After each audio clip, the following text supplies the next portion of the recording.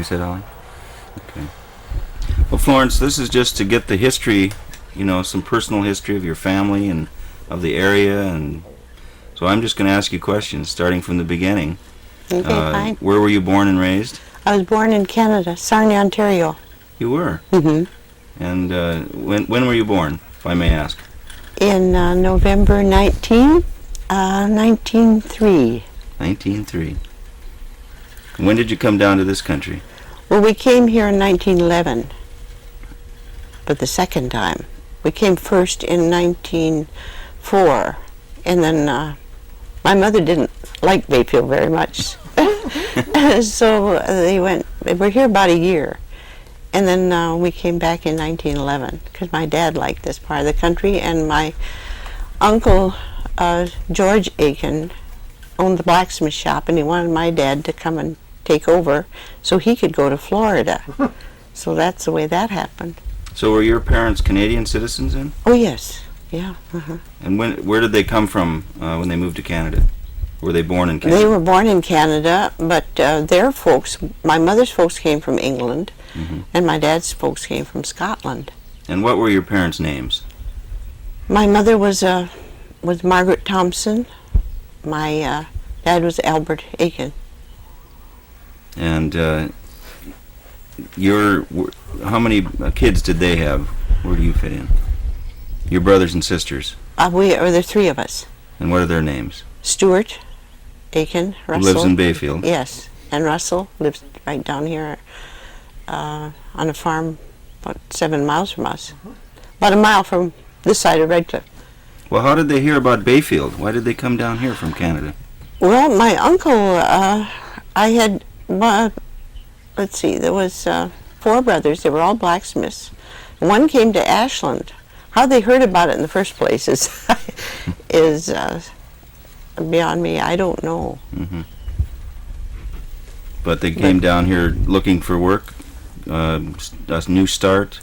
Well, one brother came and then the other one followed, and they just kept coming. Well, how come your mother didn't like it here that first trip? There were so many saloons in Bayfield, and Canada had blue laws where they never heard of such a thing, and she could believe that it was just no place to raise children, she thought. So. But your dad liked it here. Oh yes, he liked it. So he worked down here country. Well, yes, it took him about 7 years of arguing. Yeah, just about. But the first year, we went back when I was about 2, and then he blacksmithed out here. The blacksmith shop was right down here, where later we had our chicken coop. Oh, and I had a garden out there, and I ran across all these horseshoes and nails and things. And this part of the house was built at that time because Lucia, I don't know what his first name was, but he was foreman of the camp, and Eskel's dad had homesteaded this land. So he just wanted the timber off. So they were logging this land. My dad was out here that winter blacksmithing. That first trip down? That first trip. Uh-huh. So then we went, that spring then my mother was fed up and wanted to go back to Sarnia. Of course it was a long way from her people, and so she didn't like it here at all. Then we came back then 1911. Where'd you live then? Well, we lived first in Moe's house for the first winter, and then my dad bought the shop and house from my uncle, and then we moved over into the house that Kelly's own now. Right. Up the hill from this is in Bayfield. Mm-hmm. Yeah. And when did you move out here? In 1923. That's when I were married in June 1923. Mm-hmm. What was Eskel's dad's name? Peter. Peter Halverson. Peter Hokenson. Hokenson. Yeah. I get my And he H's had mixed up. come from Sweden in 1958. And he was a carpenter, and he built a lot of homes in Bayfield. The one across the street from us in Bayfield, he built, and they lived there when He and Eskel's mother were first married, and Oh. that's where Eskel was born. Oh, it's at Roger's house. Yeah. I don't know who Roger lived- Bristol lives there now. Oh, is that who lives there? I didn't remember or didn't know who lived there. Well, was this place already in the Hokenson family by then? Oh, yes, yes. That it was Yeah. homesteaded by Homesteaded your by- husband's father? That's right.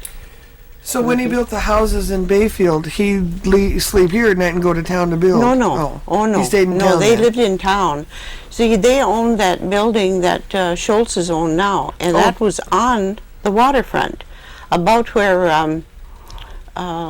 Jabot's motel is right now. Oh, for heaven's sakes. And that was moved around the turn of the century when the railroad came in, because they were using it as a boarding house, and then they moved it. And it was moved by Engblom's team and the stump puller, and on rollers and planks. And Eskel said he never knew which corner he was going to sleep on that night while they were moving it. Oh, so the gray house that's on the corner of Broad and Manypenny Broad and Manypenny that Schultz's used Yeah, was that was over by, is that the one? by where the motel is now. Yeah. Mhm. Did it have a tavern in it too once? Not at that time, I don't think, but later Okay, so it was on, in the next when slide they- over, because on the corner, wasn't there a tavern? Yes, there was a tavern there. Okay, so then this is sort of like where the garden is now, Yeah. right across from the ferry landing. And then there was another one on the other corner where the pier is. Yeah. Well, I'll be darned. Well, how'd you meet your husband? Well, through his sister. Florence, his sister, and I were friends ever since we were little. And Her name is Florence too? yes. There were 5 Florences in our grade in school. Oh, for God's sakes. It was Florence Scoville was Oh, with sure. us too, you know. Yeah. Yeah. You were a classmate of Florence Scoville? Yes. Oh, we talked to her Yeah. too. Boy, you must have fun keeping track of each So other. what did the teacher do? I mean, she Well, called you she by- always had to call by our last name, you know. So. Did your sister set up a date then with the? No, Or you just had kind of she gotten wanted to know? me to come out here with them one night when they came out for supper, and but then that's when I met him the first time. Well, then we just kind of hit it off, I guess, and well, Eskel played the accordion, and then every Saturday night they'd clean the house out and have dances, you know. So we got acquainted that way. Well, one thing led to another. And so you were married in 23 then? 1923, yeah. And moved out here right after you were married? Yes. And Where were the dances? In your house in town or out here? Right out here. Okay. And then in that house where Hank Brzett lives, we used to have dances there. Well, everybody had... Saturday night was dance night, and Eskel played the accordion, his brother Leo played the violin. And then they just went all over. Barn dances, and before they put the hay in, they'd always have a barn dance, you know. And then Feltmeyer's had a big barn down there. Well, I think it burned later. Yeah. And we used to go down there and That's where Moratos lived now, sort of. Yes, that by that smaller house, the first one there. And wasn't there a dance hall out here at Little Sand Bay? Oh yes, later on. Later on, that was. Yes, when they got they built the road to Sand Bay that first year I was out here. Eskel was road foreman. So in 23, this road. This one was here. Oh, this one was here. Already. Yes, but it was not blacktop. We just sand and gravel, clay mostly. And in the spring, it'd be about a month when you couldn't get through without with horses. That was kind of a long trip. Take So when about did- 2 hours. When was the house out on the bay built? Out on Sand Bay? And the dock and stuff? Oh, that. Oh, you mean the fish? Yeah, the fish camp. dock. Oh, well, they started fishing in around 30.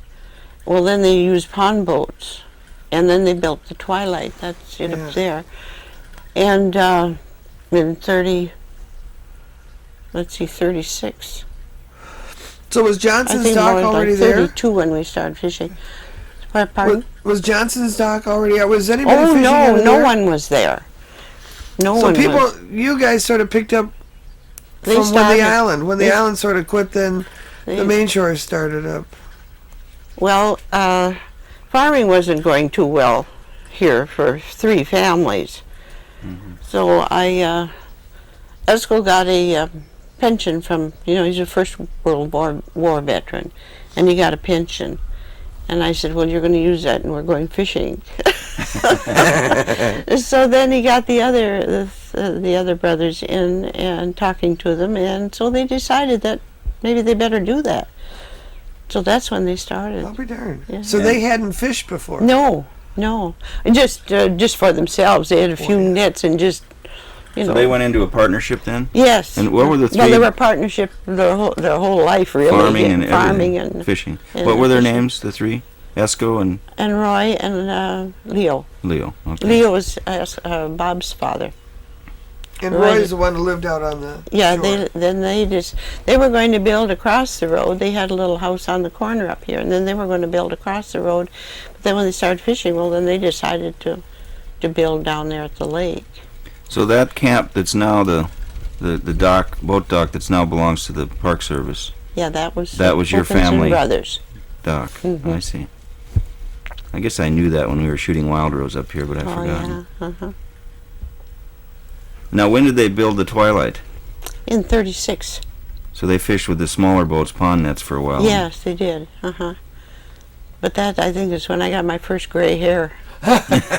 Watching them come in, standing down, and they'd just disappear in those waves. And in the fall with herring season, that was rough. Did you ever go out on the boat with them? Oh, many times. Did you? Oh, yes. I've taken a lot of pictures.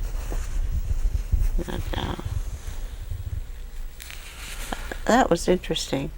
Yeah, on a good day, And then it's they wonderful. could feed the seagulls at that time too, and they'd just come flocking in, and the eagles. You'd see the big eagles coming down, and once in a while they'd just grab a fish up with one claw and take off with it, and then they stopped them from doing that. Well, then the eagles died off, and they wondered why. Well, they said if you don't feed something, that it will die. So. Now, when did the Park Service take over the dock then? How long was that Oh, let's see. out in your family? It must be about. Well, they had quit fishing because the lampreys were taking over, and there wasn't much anymore. So they quit. They kind of retired from that. But then, let's see, what year was that?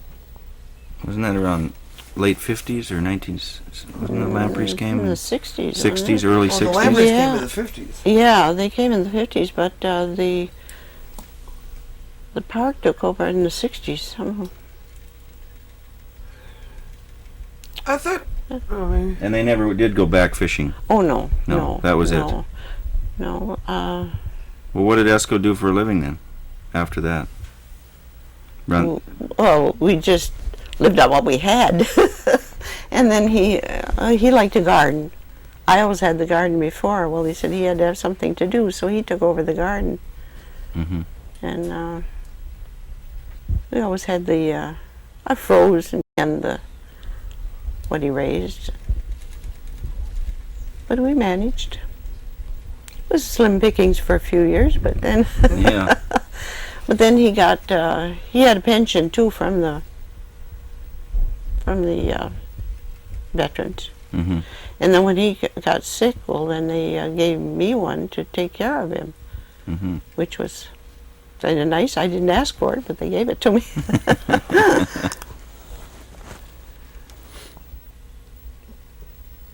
And how many children did you have? Just 2. What I have a their, girl and a boy. what are their names?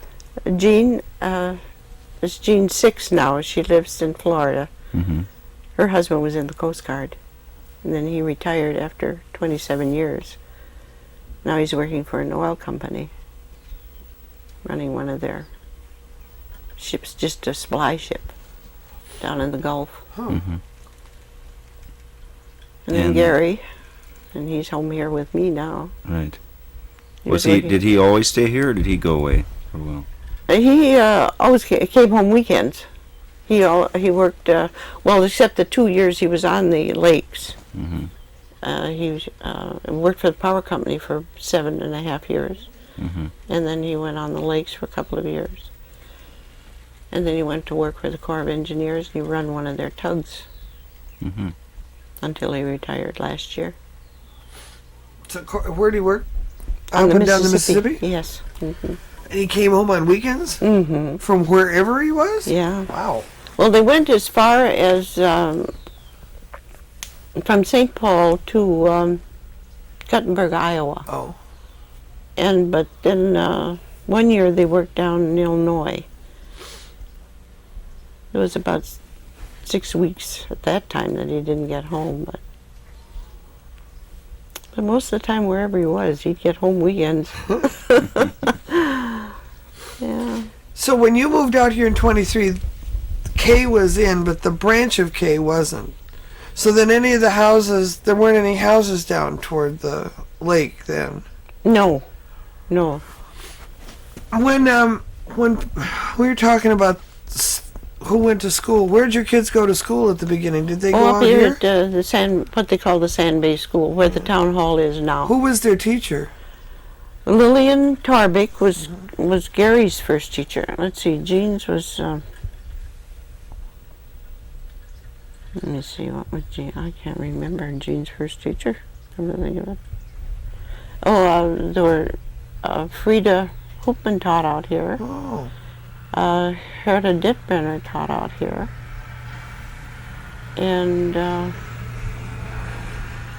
Etta Soderberg taught 1 year up here. They lived right below the school. Let's see. I'm trying to think. Was there another school between this one and town? Yes, Carver School, down here where the town garage is now. Oh, that's right. There was a Carver School That's there. where Pat Moore. That's where they could call Carver's Crossing there. Yeah.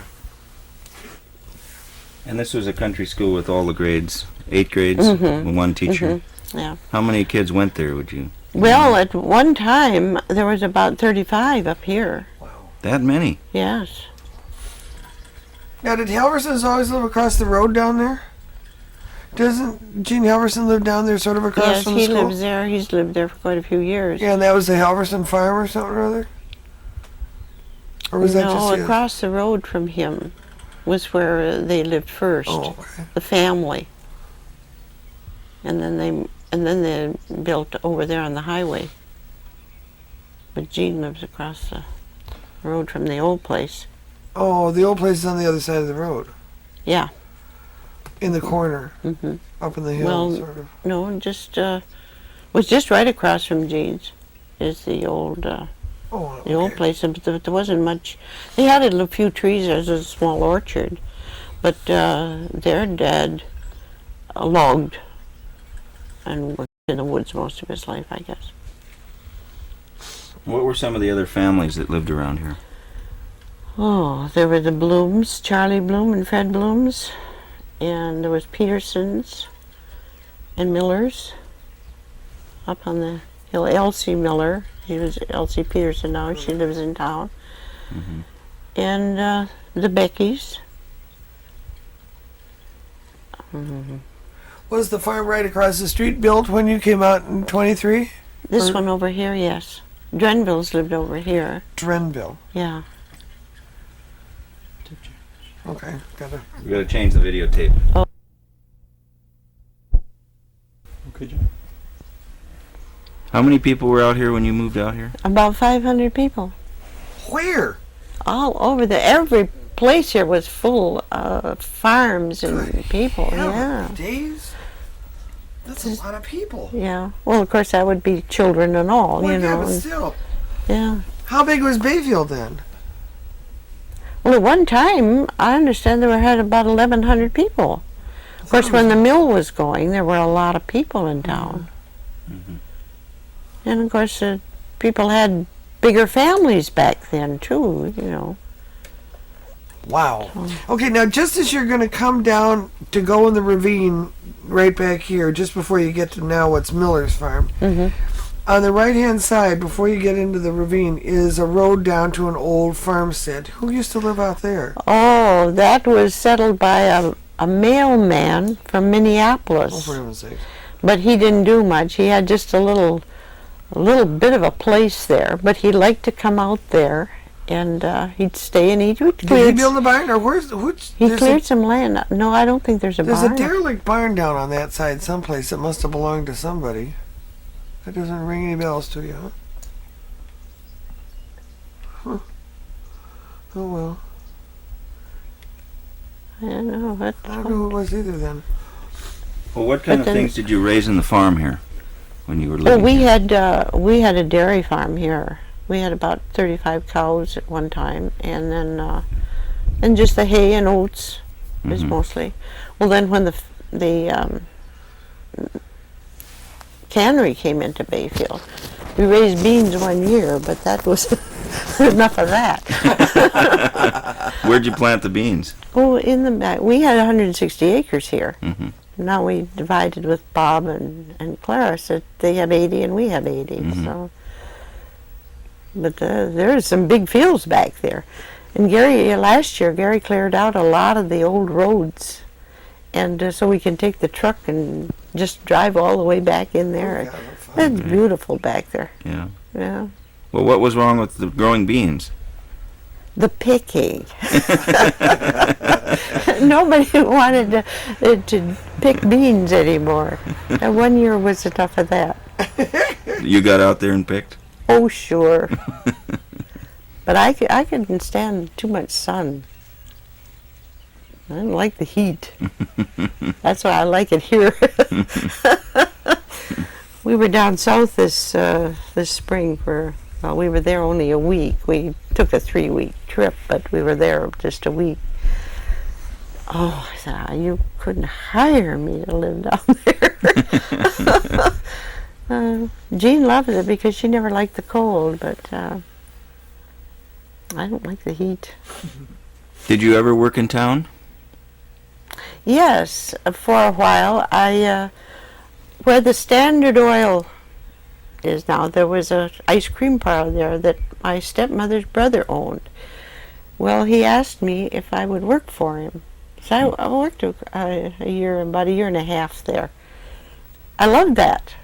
I loved store work. Well, then when Eskel's mother couldn't get somebody to run the store one winter, the grocery store, because the Florence had been running it after her stepdad died, Meldy. Well, then she ran it for a few years, and then they moved up to Superior because Lauren worked the railroad. So then she wanted me to take over that one winter.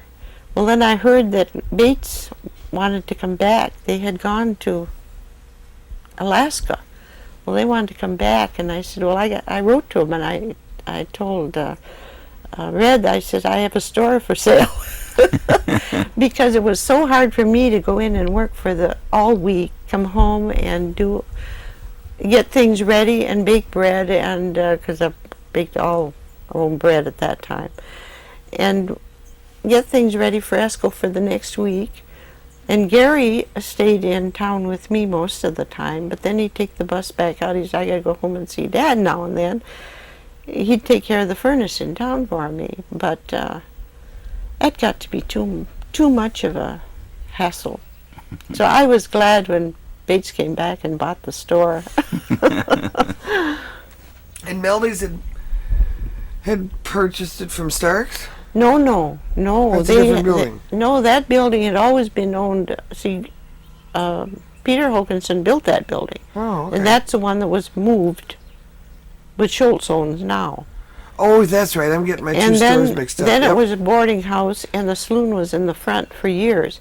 Well, then when the saloons went out, well, then they had to do something else with the building. So then Eskel's dad died in 1910, and then his mother married Chris Meldy then in 1912.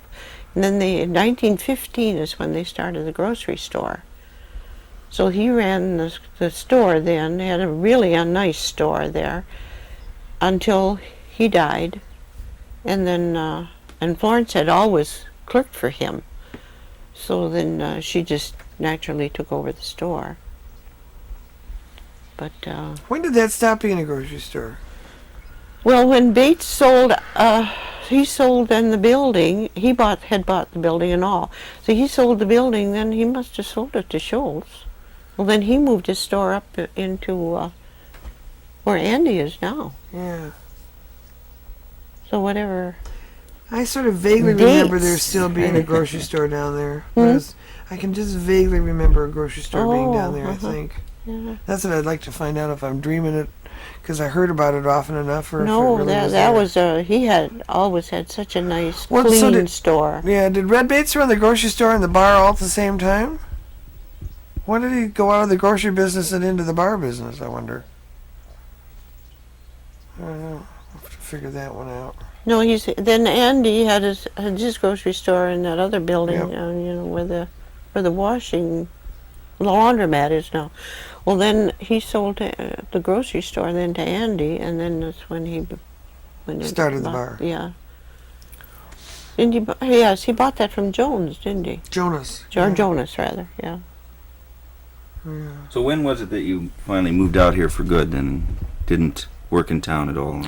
Oh, I like I say, 1923. But then I went back and forth to the store just that one winter. Just that one winter? Yes. So ever since 24, you've No, spent... the store thing, that was later. Yeah. Yeah, I worked in that was 49 when I when Oh, I see. the So winter then you of 49 when I went ran back the store. in. But I had worked before I was married, I worked in the ice cream parlor. I see. Okay. That was a fun thing. Yeah, double dips. And lime phosphates. What? Double dips and lime phosphates. Boy. Yeah. So you didn't miss living in town? Not you at moved out all, here? no. Oh, I have to tell you kind of a cute story. My Esco was always so interested hunting, fishing. He'd take off anything and go hunting. Like Elvis Moe always said, hunting season sure cost them a fortune because they always took off, during herring season is when you could make a lot of money in herring season, but when hunting season came along, well, they dropped everything, went hunting. The first Christmas, I got a shotgun for Christmas. I had never done any hunting or shooting or anything else before that. But if you didn't like guns, well, you might as well go home. So and then he fixed up a trap line for me. And so I trapped, got all my Christmas money that way. Is that right? What did you trap for? What'd you get? Weasels, mostly, mink, Mm-hmm. and, well, that was about it. And you ran the trap line yourself? I ran the trap line myself on skis in the winter. How long did you do that? Oh, I think about 3 years I did that. It was fun. Yeah. Well, it'd be nice to be Oh, outside. and then we had the first winter that we were married, we had a logging camp back here, and they landed their logs in Raspberry Bay. And they never knew when they came home for supper if they were going to have rabbit or partridge. Because I was on the hunt continuously. No, it was very different from the life I'd known, but I loved it. That's why I think this is the greatest place in the world, right here. Yeah. When you went hunting, did you wear a skirt or did you wear trousers? Oh, trousers. Yeah. So you're really an outdoors woman.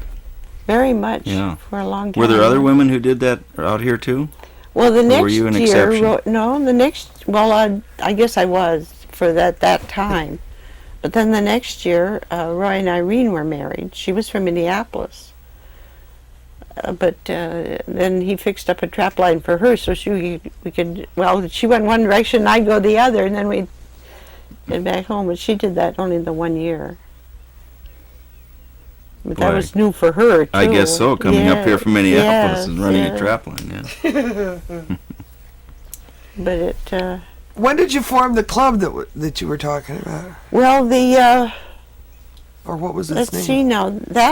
There was a Wednesday club on this end, and the Sunnyside club was on the other end. There were so many people, and we had about 35 members Wow. on this end of the town. What was the club called? Wednesday club. We met on a Wednesday. and that one was the Sunnyside, because they call that the sunny side of the town, I guess. But anyway, the division was up there by Peterson's. And, let's see, I think it was around 22 or 23 when that was formed, because it was already going when I came out here. And what kind of things did you do? Well, it was mostly social until later on we decided maybe we should do something to make some money. So we embroidered different things and made quilts and that sort of thing. Mm-hmm. And then sold them. Would you meet in a different place every Wednesday? Oh yes, kind every of a home. round robin. Yeah, mm-hmm. Yeah, everybody had their turn in every home, you know. Which one of the two is still going, or are they both still going? No, the Sunnyside Club is still going. That's the one. Well, I belonged to both for a long time. So I was flying from one to the other. And then we had a homemakers along with that for the Sunnyside Club. And then when I joined that, and then we'd go to different places for meetings down to Mason or Cornucopia, different places. They'd have the big meeting then. Then we'd bring the knowledge we learned, we brought back to the rest of them. And what about church? Was there a church around here? Not out here, no. Not out here, no, no. there never was. No.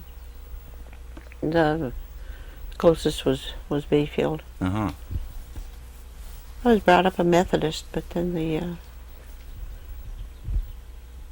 then my sister-in-law, Leo's wife, was a Lutheran, and she liked to go to the meetings, and she couldn't drive, so I would drive her in, and I got going with that.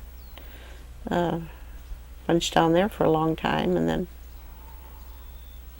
now I go wherever I feel like it. I shouldn't probably not have that. I think you're among friends. Yes. But there's been tremendous changes out here since I came out. What, did you have electricity when you first moved out Oh here? no, we didn't have electricity until 49. In fact, you're still in REA, are you not? Oh yes, Yeah. yeah. Mm-hmm. What are the changes that you see? Well, there were so many farms out here, and now there's nobody farming really. Just live out here, but nobody really farms. Did you ever take in the kids from Sand Island when they were trudging to school? Oh yes, They must have come right by here. yes. They would be here for breakfast a few times. I saw a Norman. I think it was Norman. I don't know if he's still living or not. Norman Noring. Oh, I don't I know. think so. Is that Bill's brother? Yes. Uh-huh. I have no idea. I've never known him. And he said, "I will never forget." He says, "What you did for us." That was kind of nice. So they'd come by boat from Sand Island? yeah. Or then in the wintertime, they'd have to cross on the ice. Walk across on the ice. And the school was where? They went to Bayfield. Oh, they did? Yeah. Well, that was the high school age kids. After yeah, high after the island school. school Yeah, quit. because they had the school over there for the grades. And This they come was- in once. They go by once a week, right? Or Mhm, twice a week. yes. Yeah, come in on Yeah. Sunday night and go back on Uh-huh. Friday afternoon or something. Then the dolls too. Did you go out to Sand Island much at all? Oh, not too often. We'd go over and visit with the Norings or the Hansons now and then. Not too often. So the Hokensons never lived out on Sand Island. Oh, no. But they all came from Norway about the same time, didn't they? The Hokensons and Hokensons came from Sweden. Oh, okay. Off on the wrong tangent again, huh? Yeah. And had no interest in going to live on an island. They just came to the main no, shore. No. Well, you see, after they logged this all off, and then I guess the boys decided, well, they might as well farm out here. So they Well, that makes started good to. sense. They bought a few cows and started. Leo and Eskel started to farm. And I think it was mostly to get away from town so they could just hunt when they felt like it. And then did you have a milk route then? Or where'd you sell the milk? Well, the creamery from Bayfield picked it up. And then after the creamery went out of Bayfield, then the Ashland made it, or no, Washburn. I'm sorry about that. Washburn came around and collected all the cream. Mm-hmm. They came every day. And then when did that end? When did you get out of the dairy business? Oh, let's see, about 19...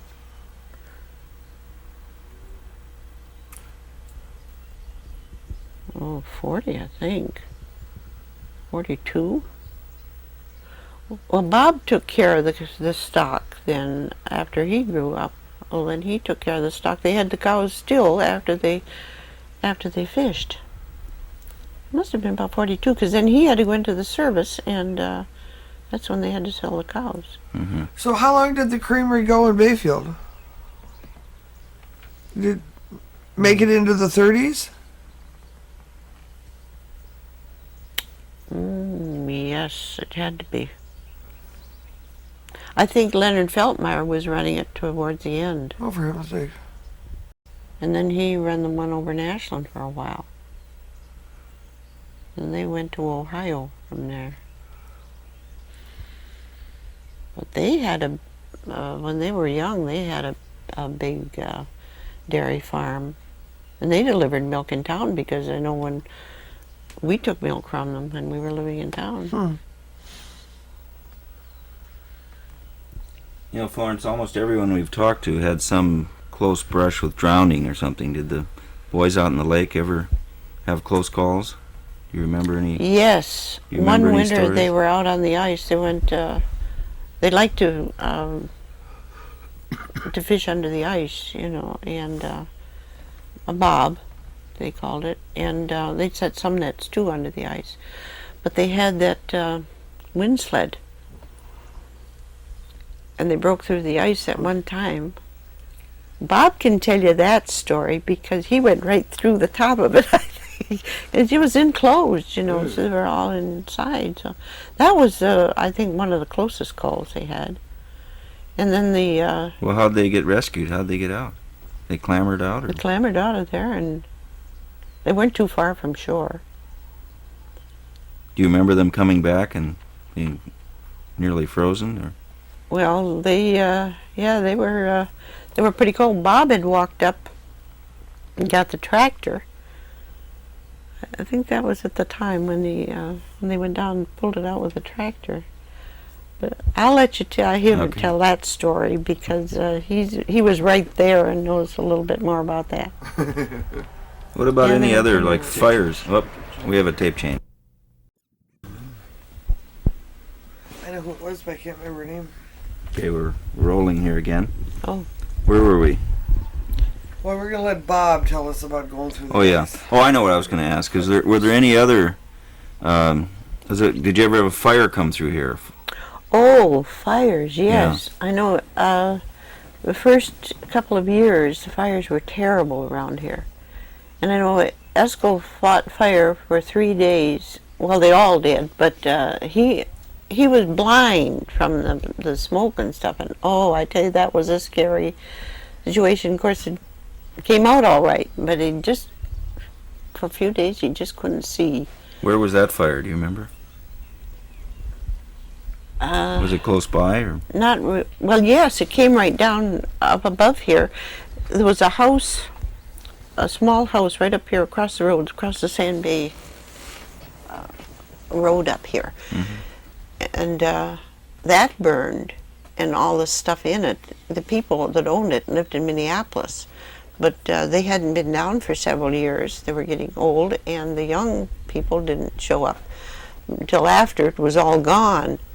And they had some really antique furniture in there, which was a shame, but they couldn't save it.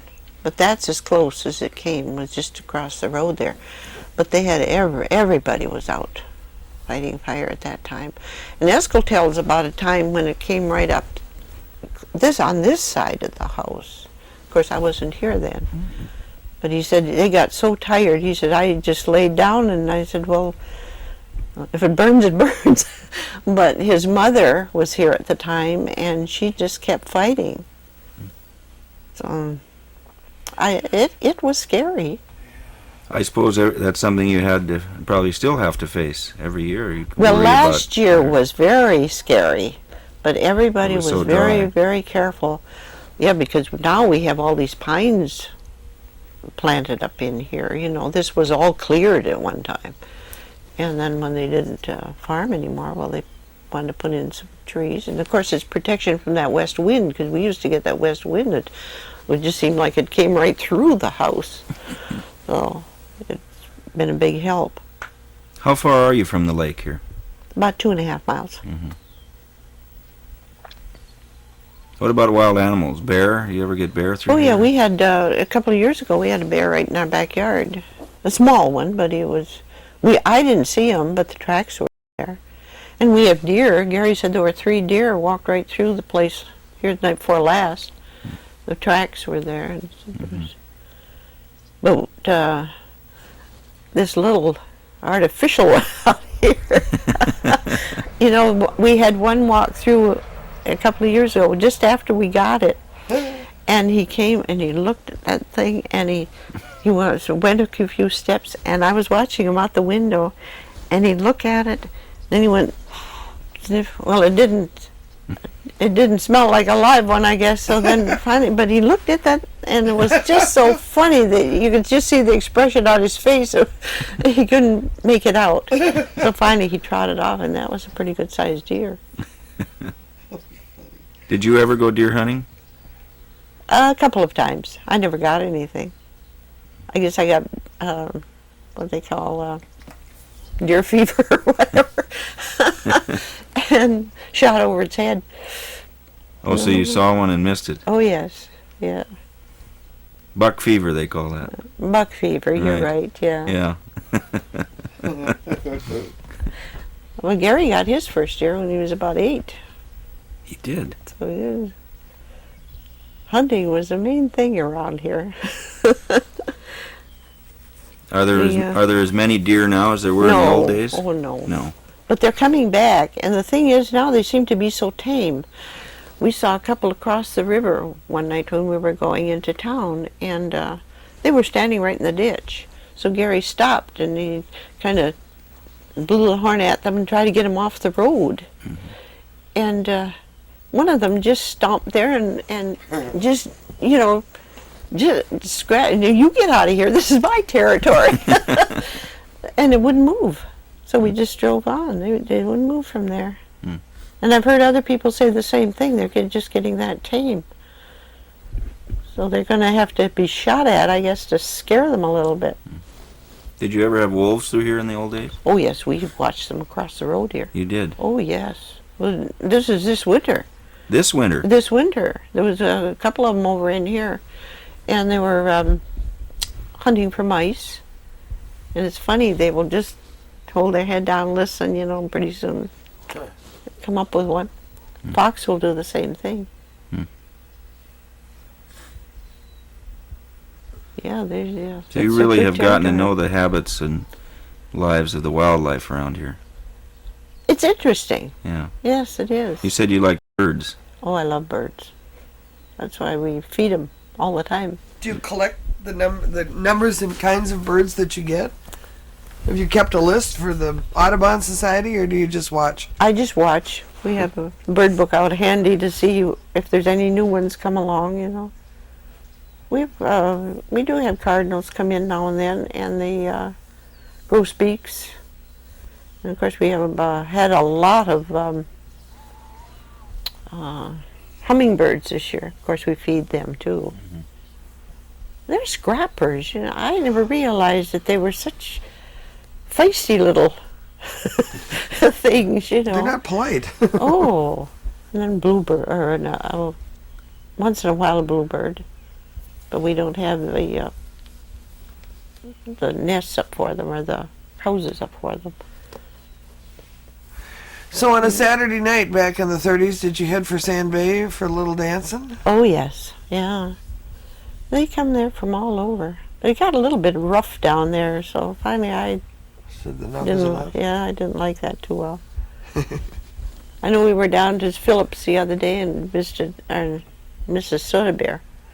They used to live here, and she's in her 90s now. She's just as sharp as ever, but she's walking around with a cane, but she still gets around good, and she is very, very bright. And it's fun to talk to her. Oh, yeah. And we talk about the old times. And I said, do you remember the night we were down there in Sand Bay and you and I crawled back in the corner because this fight started? I said, that was the last time either one of us went down there. We didn't know what we were going to get into. So.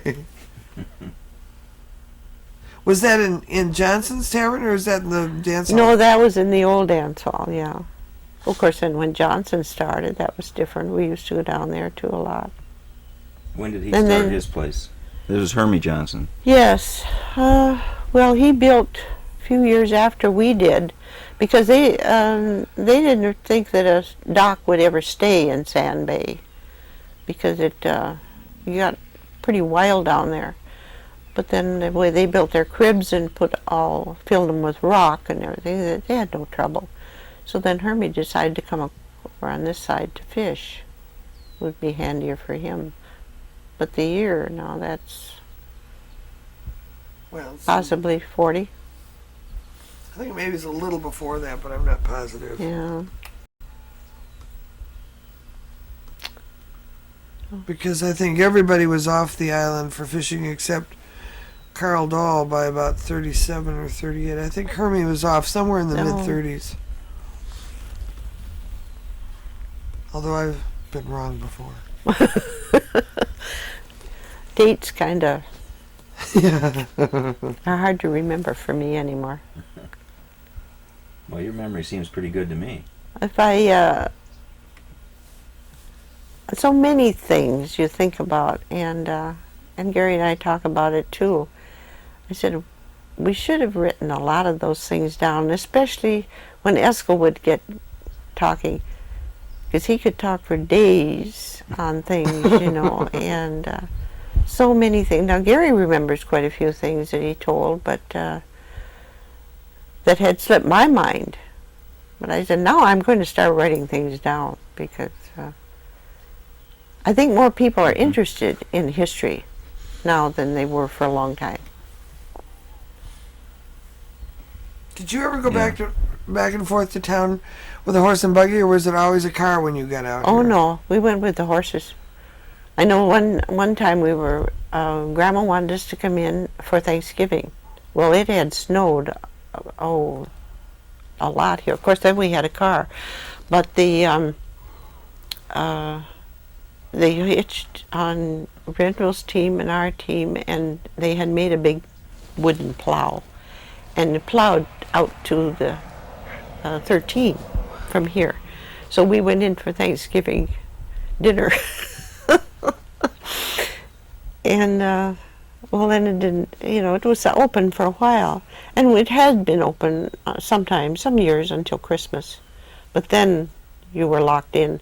I know from Christmas until May, a few years there, I didn't even go into town. You didn't? Mm.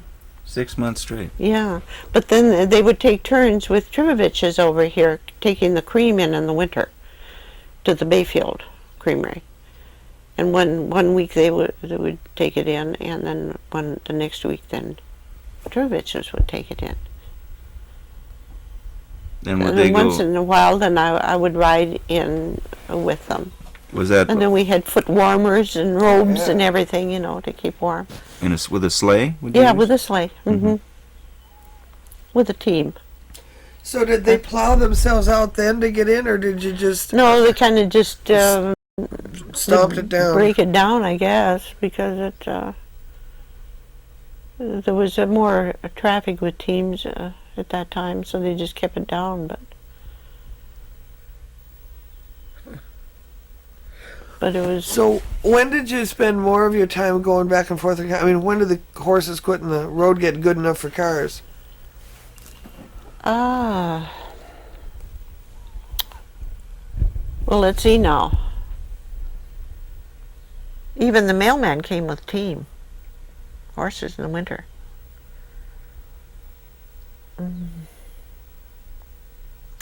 Well, we had the bus come out here. I was on the school board, and all the kids had been moved down to Carver School because there weren't many youngsters anymore, so we all moved them down to Carver School. And then they had, but they weren't getting the education. And I had talked to the county superintendent, and I asked her if there was any way we could get the kids into Bayfield, because they weren't getting anything out here. Because I was teaching Gary then at home, because he just wasn't learning a thing in school. He was going, but he wasn't learning anything, like he said. So when he was in the fifth grade is when we got the kids all into Bayfield. And then, of course, the buses came around, and they had to keep the roads open. But I think we had them open sometime before that, too. So that Well, was that in the would be, mid-30s, sort of? Well, Gary was born in 35. Oh, okay, Let's so see, that's he was, way into the 40s then. into 40s, yeah. And I can't remember, he might remember just when this road was blacktopped. Well, then we had no problem. Well, then they had, the town got a plow, and with an old truck, and kept the roads open around here before that. And this is the town of Russell. Town Is of that right? Russell, yeah. And it extends how far? Where does it? Well, it takes in Redcliffe. It does. Yes. Town of Bayfield starts about where the tavern is there.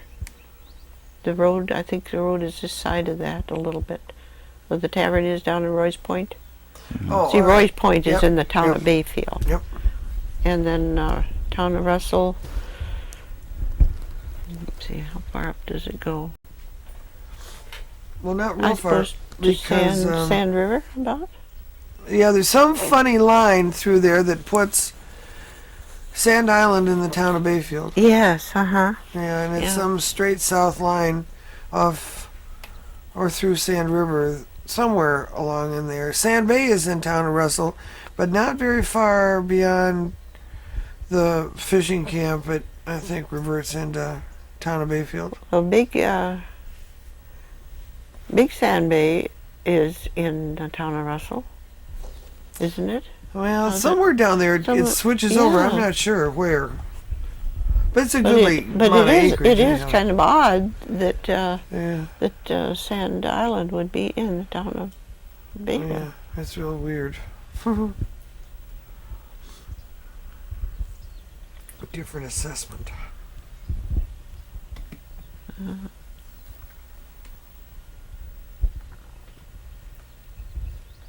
What other things are we missing here that you, any events or things that happened to you, your family that we haven't talked about? Well, I don't know. I sat down. I could probably write a book, but Harry, do you have any other lines to pursue? Okay, well I think that's where we'll quit then. Florence, thank you very much. well, you're welcome. Wasn't as bad as I thought it was going to be. I hope that is done. Besides, false one here. Yeah, this, no, the blacksmith shop was right down there, right beyond this grass or the hay here. It was right in there. And then they had now who was the blacksmith there? My dad. Your dad was Albert Aiken. came out here first. Yeah. Yeah, that was in winter of 1904. And then the cook camp was right back in there. Had a big For the logging. yeah, for the crew. For the crew. Uh-huh. And was this house here at that time? Or was No, there- they built that winter because Lucia was the foreman, and he was going to be married that winter, and he had no place for his bride, so Esco's dad got the crew together, and they built what is now our living room. So it was a one-room, Yes, and the room upstairs, and it was. and the stairway. Was the it a door log? went- The door went in here, and this was the bay window wasn't on, of course. Yes, it's all logs, and that the doorway went in there, and the stairway went right up, like where our stove is. So the end of it was where that lean-to, Yes, Roof comes up. yeah. and was that the next part built? Yes, that was the next part. Or that the was kitchen. The kitchen. About what year? Oh, that was on there. Must have been. Oh goodness, must have been built on there in 1912 probably. So by the time you came out here in 23, Yeah, and then there was an open porch on the back. uh-huh. So we had rebuilt that and made it bigger and enclosed it then. That's what we used, half of that then for the bathroom. Now you were telling us about when you finally got the bathroom put in. Oh, yeah, well, when Gary had been in the Coast Guard for 4 years, and when he came home, he wasn't about to go outdoors in the winter, so he said, well, we're going to have a bathroom, and we were wondering where we were going to put it. Well, we decided then to take half of the back porch. Well, then Eskel said he wasn't going to use that. He was, but like I say, the first cold day, he was inside. So the old one got torn down from after that. Got rid of it. It was an eyesore too. So we got all these other buildings now in place of it. And what are And the then other buildings that you said that used to be here that now have gotten Well, torn there down? was the old shop, and that was on to the left of the house, and north. And then there was a pump house, a small pump house, right where this one is. And so they built that much larger. So they moved. They had the shop in there, and then when they quit fishing and when the park bought this stuff, well, we had to have someplace to put a lot of extra stuff. So we put up that pole barn back there, and then they rebuilt the mill and put a roof over that, which didn't have that before. So is there still an operating sawmill back Oh there? yes. Oh, there is? Oh yes. They saw a lot of the lumber for the park that different things that they needed and wanted. Mhm. Yeah. No, that's in operation. So It isn't being operated right now, but it can be. You were pretty self-sufficient out in this farm. Very. They had all their own things to work with and all the machinery. They didn't have to go anywhere for. Everybody knew something. Boy, it's not like that anymore, is it? No, it isn't. Gary's very self-sufficient too. He does a lot of his own repair work. Right. Not on these new cars though. They're too complicated. 'Cause we just got a new one the other day, and it's got every gadget. Looks like a 707. Oh, And when was that garage built? let's see now. That would have been in. You said that Gary and your Yeah, I guess so. husband Yeah, built that. about. Well, Well, that doesn't matter. No. It's just No, on we're this side of the all road. on this side and of it the goes road. where does it go down Beyond there? Bob's. You see it's our land here. We divided with Bob. He's got 80 and we have 80 now, and ours is about where that. Well, that's where they used to drain the nets. They had barrels That structure of tar. that's Yeah, and then hang the nets up there to dry, and that's never been taken down. So that's about where our line is. and it goes back Yeah. quite a ways that Well, way. yeah, then. it's over to toward Tribovich's. And so, and Our you line used to is- have, what did you used to grow out in here, where this Well, field that is? was hay. That was hay. Uh-huh. We had oats back in that big field back there. And where was the bean that famous bean Well, field? they for were you? back in there too. Back behind the sheds. Yeah, it's back in there. behind the sheds, Right. over in the back fields there. Well, Florence, it's a beautiful spot here. It is. I can see why you stayed here. Oh, I know. After Ethel died, we wondered what we should do with it. And I said to Gary, I would just like to stay here. And he said, well, I would too, but he didn't know what I wanted to do. And I said, no, this has been home for 67 years now. And How old was Eskel when he died? he was 94 and a half, really. And 75 when he built the garage. Yeah. That's a- Well, he was really active up until about 2 years. Then he got that stroke, and from then on, it just was downhill. It's a good place to stay. Oh, it is nice out here. I just love it here. Well, I'll bet you hit 95. You're doing pretty well, I'm aren't trying. I'm only 85 now, but another 10 years. Oh, sure. Easy beans. Yeah, yeah. I would like to keep on going, and I don't like to see a lot of the changes, especially in the youngsters. I don't know, they're not like when we were growing up. I mean, there's no discipline anymore. I don't know why people don't start laying the law down.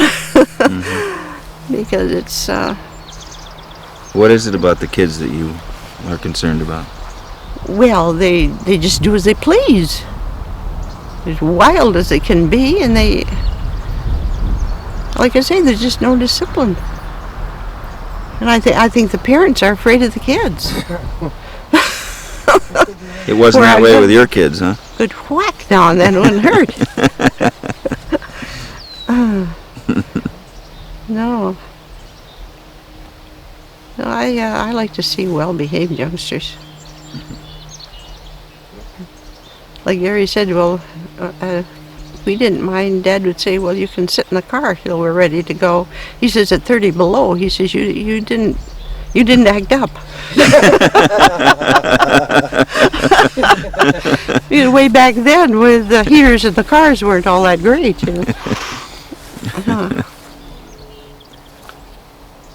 Well, thank you, Florence. Well, you're welcome. Again, Yeah.